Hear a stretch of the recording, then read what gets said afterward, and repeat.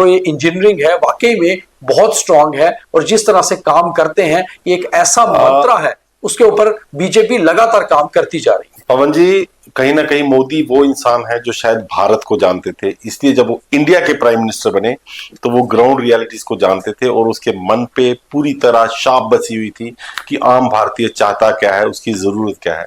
दूसरी तरफ बात करते हैं अमित शाह की, जो बोर्ड रूम स्ट्रेटेजीज बनाते हैं, जो पार्टी की पूरी प्लानिंग करते हैं और एंड में ग्राउंड पर उतरते हैं और उसको एक अमली जामा पहनाते हैं, और जीत में शायद सबसे पहले वो सेनापति के रूप में अपने लास्ट वर्कर के साथ डटे रहते हैं।